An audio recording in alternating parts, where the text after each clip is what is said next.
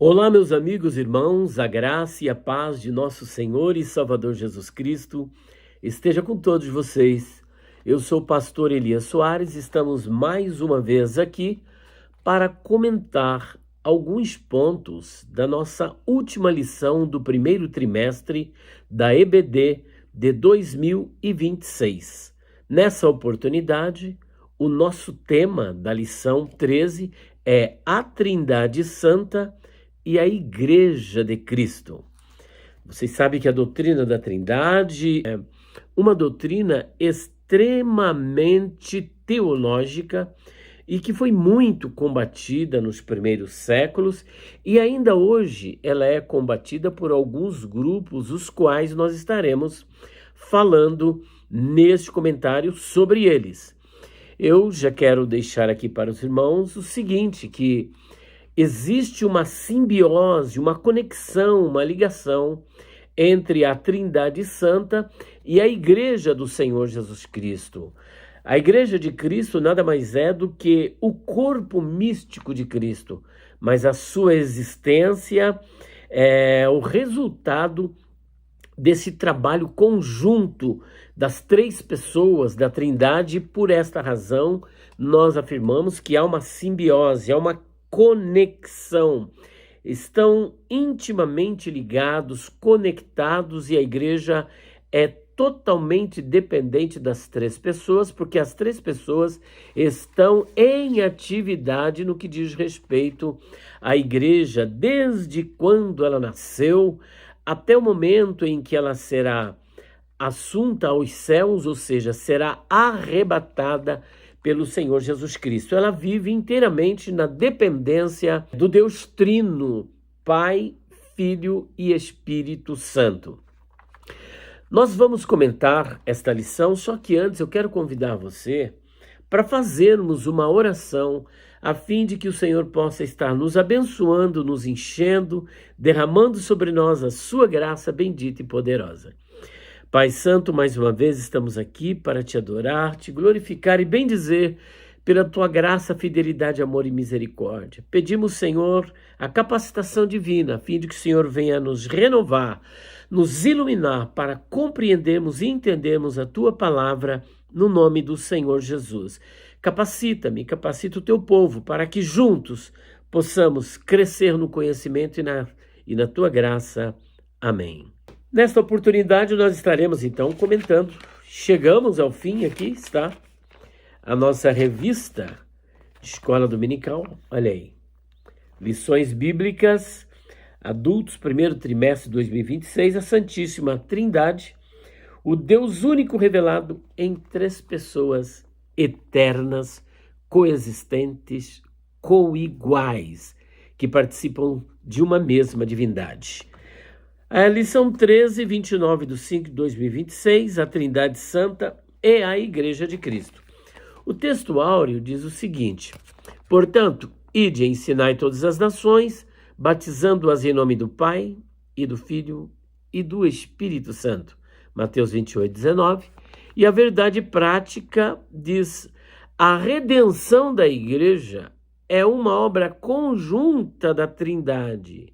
O Pai elege, o Filho redime e o Espírito santifica, sustentando a fé e a missão da igreja no mundo. Porque essa é uma igreja, um corpo místico, um corpo vivo, que está em plena atividade. Esta é a Missio Dei, porém Deus, pela sua graça, nos colocou no centro da questão para que, juntos com Ele, possamos realizar esta obra, esse projeto divino. Bom, nós temos aí algumas passagens que falam sobre a Trindade Santa e a Igreja. Temos, por exemplo, Mateus capítulo 28, versículo 19, é um texto trinitário, quando o Senhor dá aos discípulos a grande comissão, portanto, fazei discípulos, batizando-as em nome do Pai, do Filho e do Espírito Santo, que nós já acabamos de ler, né? Aqui nós temos, segundo aos Coríntios, capítulo 13, versículo de número 13, que a conhecida bênção apostólica. E ainda, 1 de Pedro 1, 2, 3, vai falar também sobre a Trindade. Eleito segundo a presciência de Deus Pai, em santificação do Espírito, para obediência e aspersão do sangue de Jesus Cristo. Graça e paz vos sejam multiplicadas. E olha o 3. Bendito seja o Deus e Pai de nosso Senhor Jesus Cristo, que segundo a sua grande misericórdia nos gerou de novo para uma viva esperança pela ressurreição de Jesus Cristo dentre os mortos. Portanto, esse texto vai falar das 3 pessoas, versículos 2 e 3, uma abordagem sobre as 3 pessoas. E como se isso não bastasse, existem várias passagens que vão corroborar para o argumento bíblico da doutrina da Trindade, e um deles também nós temos em Mateus 3, capítulo 16 e 17. Jesus depois diz que enviaria o Espírito Santo, e aqueles que guardassem o seu mandamento, seus mandamentos, crescem nele, nós viremos para ele e faremos nele morada. Então, falando do Pai, do Filho e do Espírito Santo, e tantas outras passagens que apresentam as 3 pessoas. E as 3 pessoas fazem parte de uma mesma divindade: Pai, Filho e o Espírito Santo. O Pai é Deus, o Espírito Santo é Deus e o Filho também é Deus. Ou o Pai é Deus, o Filho é Deus e o Espírito Santo é Deus. Nós não temos dúvida, durante todo esse trimestre, estivemos estudando a natureza de cada pessoa, e a natureza é divina. Não existem 3 deuses, mas apenas um Deus, né? Uma única divindade, e essas 3 pessoas fazem parte desta divindade, porque a partir do momento que nós queremos que são 3 deuses, então nós caímos no triteísmo. Ou se são 2 deuses, o binitarismo, ou se é apenas uma divindade e uma só pessoa com manifestações diferentes, o unicismo. Nós vamos estar vendo cada um desses termos aqui no decorrer deste comentário.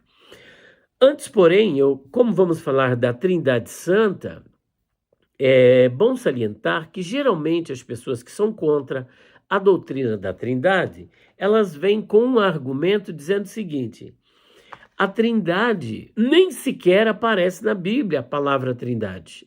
E eu concordo que isso é verdade. A palavra Trindade não está escrita na Bíblia. Mas o fato da palavra não estar escrita não significa que a doutrina, o argumento, o conceito não esteja na Bíblia. É como a palavra milênio, por exemplo.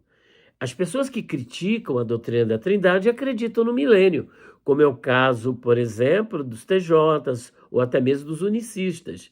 Eles acreditam que haverá um milênio de paz.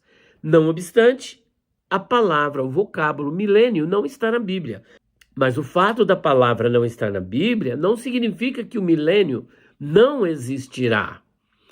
Tá certo? Então, de onde vem a palavra milênio? Milênio é uma palavra latina, millennium. E o que significa millennium? Significa 1000 anos. Então, preste atenção que nós vamos usar agora aqui um silogismo aristotélico, construir o conceito em cima de algumas premissas. Bom, a palavra milênio está na Bíblia? Não. Mas qual é o significado de milênio? 1000 anos. 1000 anos está na Bíblia? Sim. Então, milênio, apesar da palavra não estar na Bíblia, o conceito está na Bíblia. E como é que sabemos disso? Se você ler, por exemplo, o Salmo 90, versículo de número 4, você vai ver Moisés, que é o salmo mais antigo, falando acerca dos 1000 anos. Segunda de Pedro, capítulo 3, versículo de número 8, diz que um dia para o Senhor é como 1000 anos e 1000 anos é como um dia. Então já temos 3 vezes. Quando você vai para Apocalipse, capítulo 20, do versículo 1 até o versículo 7, sabe quantas vezes aparece a expressão 1000 anos? 6 vezes. Com mais 3, 9 vezes. Ora, se 1000 anos está na Bíblia e milênio significa 1000 anos, logo, milênio, apesar da palavra não estar, o conceito, a doutrina e o argumento está. O mesmo ocorre com a doutrina da Trindade. Apesar da palavra Trindade não aparecer na Bíblia, mas nós vimos vários textos fazendo alusão às três pessoas da Trindade. Alusão ao Pai, ao Filho e ao Espírito Santo, e levando em consideração que não existe uma só pessoa. Existe sim uma só divindade, mas três pessoas: a pessoa do Pai, a pessoa do Filho e a pessoa do Espírito Santo. Portanto, nós temos aí conceitos teológicos também que existem e até conceitos que procuram combater a doutrina da Trindade. A doutrina da Trindade também é um conceito teológico, só que fundamentado nas Escrituras. Bom, vamos abordar aqui alguns conceitos teológicos. Monoteísmo, que está lá em Deuteronômio, capítulo 6, versículo 4. Shema Israel, Yahvé Eloheinu, Yahvé Errade. Ouve Israel, o Senhor Deus é único, ele é um só. Para o judeu, esse monoteísmo, em primeiro lugar, ele é absolutista. O que é isso? Só existe uma pessoa na Trindade, só existe uma, por isso, monoteísmo absolutista. Mas para o cristianismo, levando em consideração o contexto mais amplo e tomando como base, desde Gênesis capítulo 1, versículo 1, versículo 26, versículo 27, capítulo 11 e tantas outras passagens do Novo Testamento, como já citamos, nós entendemos que nós também somos monoteístas, mas acreditamos num monoteísmo não absoluto em que é composto por uma só pessoa, mas um monoteísmo composto por três pessoas. Então, o nosso monoteísmo não é absolutista, tá? Formado por uma só pessoa, mas um monoteísmo é composto. E nesse monoteísmo, acreditamos que Deus é um só, existe uma só divindade, porém, nessa divindade, três pessoas: o Pai, o Filho e o Espírito Santo. Bom, além disso, existe também o unicismo. O unicismo tem o unicismo do sabelianismo modal, que crê que existe uma só divindade e uma só pessoa, com manifestações diferentes. No Antigo Testamento se manifestou como Pai, nos Evangelhos se manifestou como Filho, e a partir da ascensão de Cristo é a manifestação do Espírito Santo. Não obstante, o Filho e o Espírito e o Pai são a mesma pessoa, para eles não tem diferença. Não existem três pessoas, mas uma só pessoa. O Filho para eles é apenas homem, não é uma divindade, entendeu? Então, o Espírito Santo é o Espírito de Deus e que é o Pai e ao mesmo tempo que é o Filho. Traduzindo, gente, é um rolo danado. Em outras palavras, não existem três pessoas na divindade, mas apenas uma pessoa que se manifestou de modos diferentes. Ainda existe o unitarismo, né? O unitarismo, que é mais ou menos como o monoteísmo, que crê que é uma só pessoa, uma só divindade. O triteísmo parte da perspectiva de que não existe apenas um Deus, mas três deuses. Um Deus chamado Pai, outro Deus chamado Filho e outro Deus chamado Espírito Santo. A Bíblia não dá margem para esse tipo de entendimento. O triteísmo, portanto, assim como o unicismo, é uma heresia. Por outro lado, nós temos uma doutrina que é ortodoxa, que é bíblica, que é o trinitarismo, que aí nós estamos falando da doutrina da Santíssima Trindade, ou a Trindade Santa, onde o Pai é Deus, o Filho é Deus e o Espírito Santo é Deus. O Pai é uma pessoa, o Filho é outra pessoa e o Espírito Santo é outra pessoa. Apesar de haver três pessoas na divindade, existe apenas uma divindade, não obstante, são três pessoas nesta única divindade. A natureza é divina, é uma só essência, uma só divindade. Apenas uma divindade, como já dissemos. Então, nós temos aqui a doutrina da Trindade. Agora nós vamos fazer uma abordagem que tem a ver com a atividade da Trindade. E como a própria revista, ela fala aqui na sua introdução, a Trindade é a base da fé cristã, e o fundamento da vida e missão da igreja.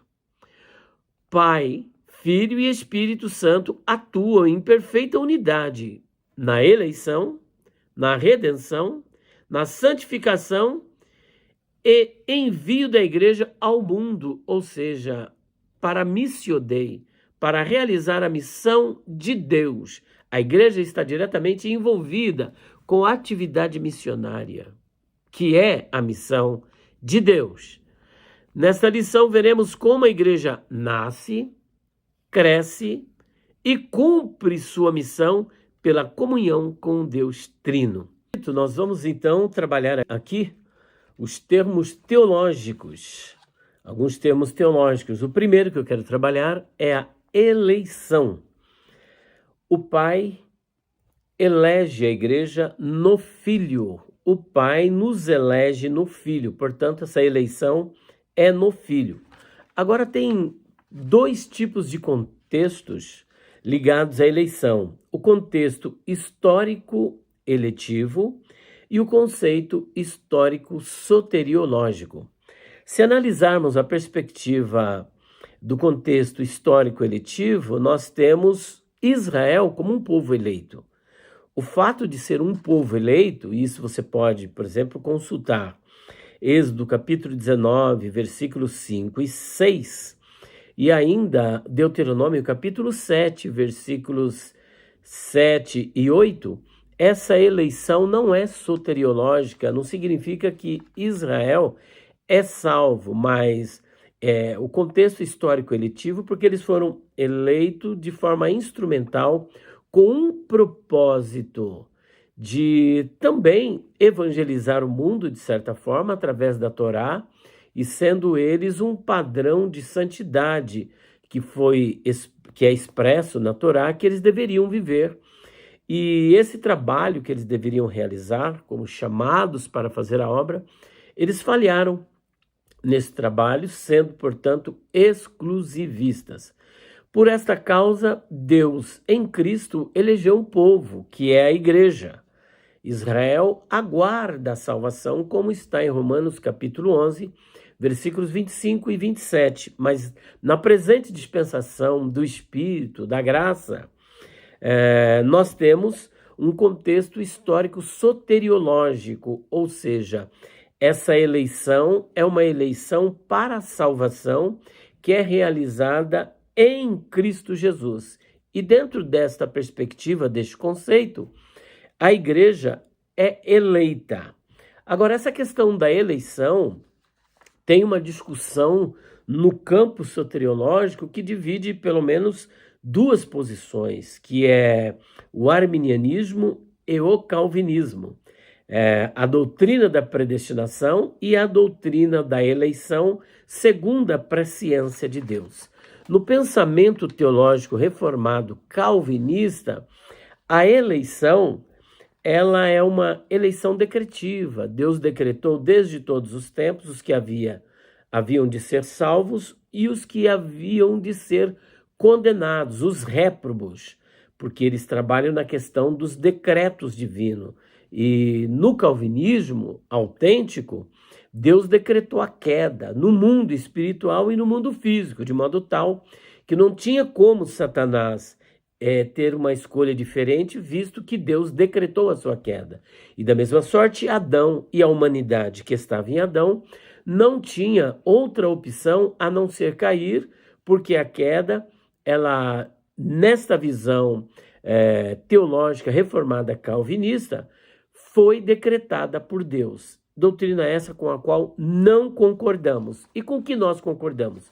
Com aquilo que está escrito na primeira carta do apóstolo Pedro, capítulo 1, versículo 2, que inclusive é abordado aqui nesta lição.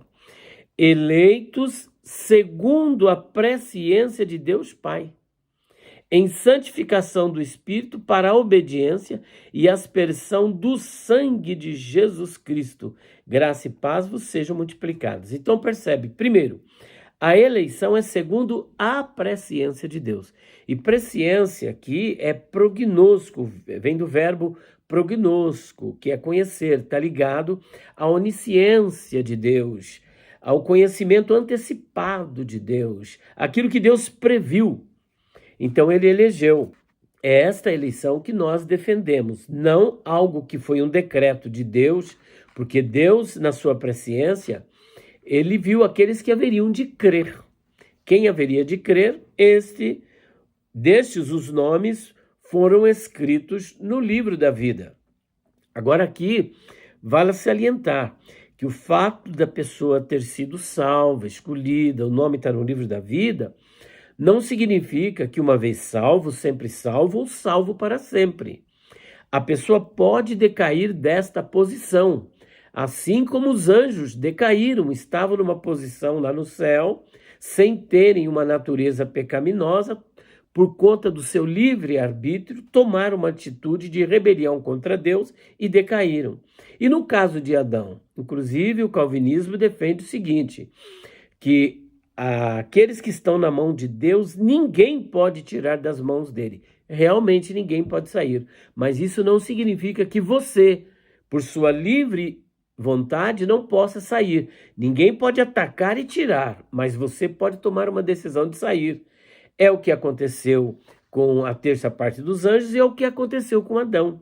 Inclusive, eu participei de um debate que vai ser exibido agora em abril, onde eu perguntei para o meu interlocutor, Adão estava na mão de quem? De Deus ou do diabo? Ele não tinha outra opção antes da queda. Ele disse, nas mãos de Deus. E então, a minha pergunta seguinte foi, bom, se ele estava na mão de Deus e ninguém pode tirar, por que ele caiu? Ele realmente não foi tirado. Ele caiu deliberadamente, tomou uma atitude da sua vontade, do seu livre-arbítrio. Foi um ato livre da sua vontade. Ninguém tirou Adão. Até porque Paulo, em 1 Timóteo capítulo 2, diz que não foi Adão que foi enganado, mas Eva. Quer ver? 1 Timóteo capítulo 2, deixa eu ver o versículo. Porque primeiro foi formado Adão, depois Eva, versículo 13, olha o 14. E Adão não foi enganado, tá entendendo? Mas a mulher sendo enganada caiu em transgressão. Ora, se Adão não foi enganado, não foi Satanás que o tirou, ele tomou uma atitude livre. Então não foi o diabo que foi lá arrancá-lo das mãos de Deus, foi ele que saiu por conta própria. Ora, se Adão, que não tinha uma natureza pecaminosa, ele tomou essa atitude livre de sair, imagina nós que temos uma natureza pecaminosa e mesmo agora estando em Cristo, nós não deixamos essa natureza pecaminosa, porque se não tivéssemos mais a natureza pecaminosa, deixaríamos de pecar. Então perceba que é possível a queda e temos vários textos que mostram a possibilidade da queda. Portanto, esta eleição não é uma eleição decretiva, mas uma eleição, como já disse, segundo a presciência de Deus. E ainda para completar, Romanos, capítulo de número 8, olha só, que geralmente os calvinistas não gostam de ler. No versículo 29, porque os que dantes conheceu, percebeu? Ó?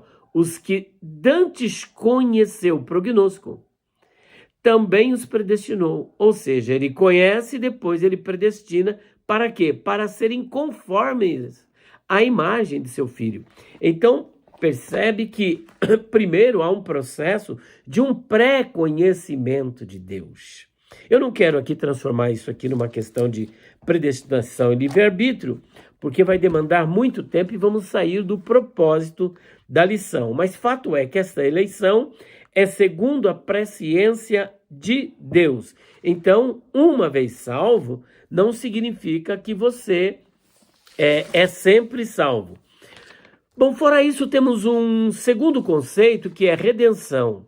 Jesus, ele é o nosso Goel, é um conceito veterotestamentário. Quem era o Goel?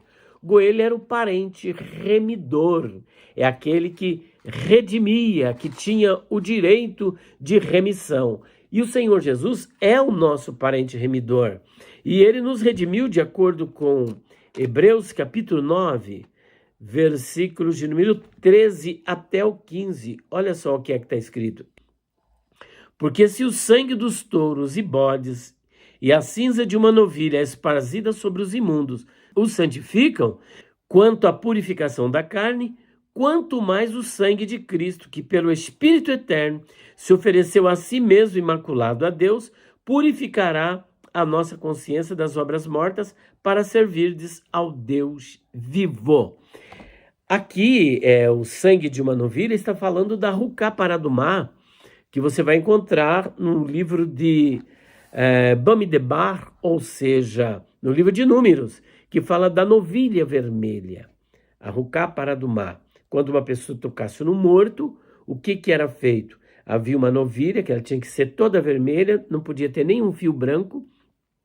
Essa novilha era morta, tirava o couro dessa novilha, e aí queimava, a cinza era jogada na água com pau de cedro e outros elementos, misturava, e aí o que acontece? Eles eram todos misturados, aquela pessoa que tocou no morto, quando essa água com a cinza da novilha e aqueles elementos fossem aspergidos sobre o contaminado, ele se tornava limpo. Mas, curiosamente, quem matava a novilha se tornava imundo porque tocou no morto. Quem tocava na cinza também ficava imundo. Quem tocava na água, onde estava a cinza da novilha, também ficava imundo.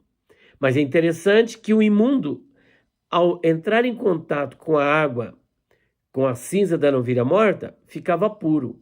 E o puro, ao tocar na cinza, ficava impuro. Veja só, a gente chama isso de Ruká Paradumá, ou também, que é o Estatuto da Novilha Vermelha, ou de um estatuto suprarracional, porque há aí um contraste, né? Quem é imundo, ao receber a água, fica limpo, mas quem é limpo, se tocar na água, fica imundo. Então ele tinha que ficar afastado no arraial até que ele fosse purificado ou recebesse a água com a cinza da novilha vermelha para se purificar. Muito bem. A morte de Cristo, ela tem um papel extremamente preponderante na nossa remissão, na nossa purificação. Hebreus 9, 22. E quase todas as coisas, segundo a lei, se purificam com sangue. E sem derramamento de sangue não há remissão. Por isso foi necessário a morte do Cordeiro de Deus que tira o pecado do mundo, deste Cordeiro que aqui no capítulo 7, versículo 26, olha o que o escritor aos Hebreus diz acerca deste Cordeiro de Cristo. Porque nos convinha tal sumo sacerdote, santo, inocente, imaculado, separado dos pecadores e feito mais sublime do que aos céus, derramar o seu sangue para nos redimir, para nos comprar, para nos purificar de todo o pecado. Então essa morte de Cristo tem algumas características. Primeiro, a morte de Cristo foi voluntária, João 10, 17 e 18. Segundo, foi por amor, João capítulo 3, versículo de número 16. Ela foi substitutiva, ele morreu no nosso lugar. 1 Coríntios 15, versículo de número 3. E ainda ela foi expiatória, foi para expiar os nossos pecados. Você tem Colossenses 2, versículos 12 até o 15, João capítulo 1, versículo 29, o Cordeiro de Deus que tira o pecado do mundo, 1 de João 2, versículo 1 e 2, e ainda Colossenses 1, 13 e 14, ele nos redimiu, nos resgatou do império das trevas e nos transportou para o reino do seu Filho amado. Então ela foi redentiva, ela teve também um preço pago, não foi de graça, foi um preço pago, foi um dote, o preço da noiva. No antigo Israel, quando alguém queria se casar, ele tinha que pagar um dote, ele assinava a ketubá, que era o contrato de casamento. Na ketubá tinha uma cláusula chamada erusim, que eram as implicações para o noivo e para a noiva. Qual que era a implicação? Assinava o contrato, pagava o dote. A partir desse momento ele estava casado oficialmente. Só que era a primeira fase chamada Kiddushin e a segunda, o Nisuim. E a noiva, ela tinha que se manter pura, virgem. Isaac deu joias, deu riqueza para se casar com Rivka, com Rebeca. Jacó, ele trabalhou 7 anos e no final acabou trabalhando 14 anos e ficou com as duas, com Leia e com Raquel. Siquém, ele teve que se circuncidar mas não se casou, pagou um preço porque houve uma traição de Simeão e de Levi que acabou matando todos os habitantes ali da região. Quando você olha para Davi, a proposta foi que ele tirasse 100 prepúcios de filisteu, ele tirou 200. Só que Jesus, para se casar com a sua esposa, ele não matou ninguém, não pagou ouro, não foi prata. Foi o seu próprio sangue como redenção. Foi o preço da noiva, como está escrito aqui na primeira carta de Pedro, capítulo 1, versículos 18 e 19. Sabendo que não foi com coisas corruptíveis, como prata ou ouro, que fosses resgatados da vossa vã maneira de viver, que por tradição recebeste dos vossos pais, mas com o precioso sangue de Cristo, como de um cordeiro imaculado e incontaminado. Portanto, temos várias passagens, né? O preço foi pago, Apocalipse capítulo 5, versículo 9, o cântico dos 24 anciãos, que ele comprou homens de todas as tribos, línguas e nações. 1 Coríntios 15, ele resgatou, redimiu o nosso próprio corpo, a redenção do corpo, que é pela ressurreição, que isso dá direito, quando ele voltar, os corpos que porventura estiverem mortos serão ressuscitados, incorruptíveis, imortais e glorificados, e os vivos também serão transformados com essas mesmas características. Romanos 8, 23, 1 Coríntios 15, 51 a 53, 1 Tessalonicenses 4, 16, 17, Filipenses 3, 21 e 1 de João 3, 2. E aí nós temos a imputação, porque Deus, quando olhou para nós, ele não viu nada, não tinha nada que pudéssemos fazer para mudar essa situação. A nossa conta estava zerada. A imputação é o ato de colocar algo na conta de alguém, né? É imputar, é colocar algo na conta. E na nossa conta foi colocado ouro, prata? Não. O sangue do Senhor Jesus Cristo, o sacrifício de Cristo no Calvário, e que nos comprou, que nos redimiu dos nossos pecados. Então fomos comprados. 1 de Pedro 1, 18 a 20, 1 Coríntios 6, 20 e 7, 23. E o penúltimo que eu quero apresentar é a santificação. De acordo com 1 Coríntios 1, 2, fala da santificação posicional. A santificação, nós temos 4 aspectos da santificação. A santificação posicional, que é quando você crê em Cristo, o Espírito Santo, ele te coloca no corpo de Cristo. É o batismo do Espírito no corpo de Cristo. Não é o batismo com o Espírito Santo, mas é o batismo realizado pelo Espírito, onde nós somos introduzidos no corpo de Cristo. E a partir deste momento você é filho, é da família de Deus. Esta é uma separação, separados para Deus. Pertencemos a Deus, por isso posicional. Segundo aspecto da santificação é experimental. Seguir a paz com todos e a santificação, sem a qual ninguém verá o Senhor.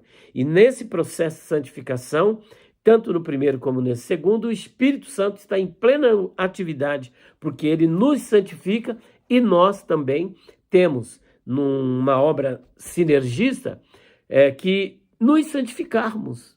Sede santos, porque eu sou santo. Então, há uma implicação ativa da nossa parte em buscar a santificação, em viver em santificação. Temos vários textos, e todo o vosso espírito, alma e corpo sejam plenamente conservados para a vinda do Senhor. 1 de João, capítulo 3, versículo de número 2 e 3, 1 Coríntios, capítulo 1, versículo 8, 1 aos Tessalonicenses 3, 13, são vários textos apontando para o fato de que precisamos nos santificar. Existe uma outra santificação que é a missional, é aquela que Jesus disse ao Pai: por eles eu me santifico. Como assim? Se ele não tinha pecado, como é que ele ia se santificar? Esse me santificar é eu me entrego como sacrifício, como obra. Então o seu trabalho aqui foi se entregar por nós. E da mesma sorte, a nossa santificação missional é uma capacitação dada pelo Espírito, conforme está em Atos 1:8. E recebereis poder ao descer sobre vós o Espírito Santo, e ser-me-eis testemunhas, mártir. É uma forma de nós nos entregarmos única e exclusivamente para Deus e dizer: Senhor, não há outro Deus além de ti. Estabelecemos Deus como nosso único Pai, Jesus como o único nosso único Senhor, e o Espírito Santo, nosso Consolador. Então, é você realmente se entregar de corpo e alma à divindade, e nada pode tomar este lugar. Ele está sempre em primeiro lugar, e a sua devoção e o seu amor, a sua separação para Deus, ela é tão grande que você é capaz mesmo de expor a sua própria vida, como fez Pedro. Mais importa obedecer a Deus do que aos homens, e ele estava disposto a se sacrificar por Cristo. Tanto é verdade que, de acordo com a tradição, não está na Bíblia, foram crucificar a Pedro, ele disse: não sou digno de ser crucificado como meu Senhor, me crucifique de cabeça para baixo. Paulo também foi martirizado, Policarpo foi martirizado, e tantos membros da igreja do primeiro século, segundo, terceiro e quarto século, e ainda hoje pessoas que preferem a morte do que a vida por Cristo Jesus, porque sabem que quando esta vida aqui se findar, ele começa uma nova vida, ou melhor, a nova vida em Cristo continua até o momento da vida eterna. Então você tem aí Mateus 10, 39, João 17, 19 e Atos 1, 8. E existe a santificação final, que é por ocasião do arrebatamento da igreja, quando seremos arrebatados, e então estaremos com ele para sempre, vencendo o pecado. Nós fomos salvos da culpa do pecado, estamos sendo salvos do poder do pecado e seremos salvos da presença do pecado, e esta é a separação final, quando jamais pecaremos. E então nós temos agora, dentro da perspectiva missional ainda, a Missio Dei, que o Filho é que nos comissiona, o Filho e o Espírito Santo comissiona, o Filho e o Espírito também nos capacitam. Veja Mateus capítulo 10, Lucas também capítulo 10, o comissionamento, depois Mateus capítulo 28, versículo 19, e ainda a capacitação primeiro, pelo Filho, porque é ele que batiza com o Espírito Santo, de acordo com Lucas 24, 49, e depois capítulo 2, versículos de número 4 a seguir. E o Espírito Santo também nos capacita com os dons espirituais, de acordo com 1 Coríntios, capítulo de número 12. Portanto, temos aí esta simbiose, esse trabalho do Pai, do Filho e do Espírito Santo, nos elegendo, nos capacitando, nos enviando. E temos Mateus 3, 11, batismo com o Espírito Santo e com fogo, Atos 1, 8, que nós já fizemos alusão, Atos 2, 4 e 1 Coríntios capítulo 12, onde os dons são distribuídos para a igreja, e o envio, conforme já vimos, Mateus 28, 19, Marcos 16, 15, e depois o próprio Espírito Santo enviando. Atos capítulo 13, versículos 1 e 2, separai-me, Barnabé e a Saulo, para a obra a que eu tenho enviado. Então a gente vê um trabalho conjunto do Pai, do Filho e do Espírito Santo. Portanto, estamos aqui neste resumo desta lição. Espero que você tenha gostado. Lição 3, 29 de maio de 2026, a Trindade Santa e a Igreja de Cristo.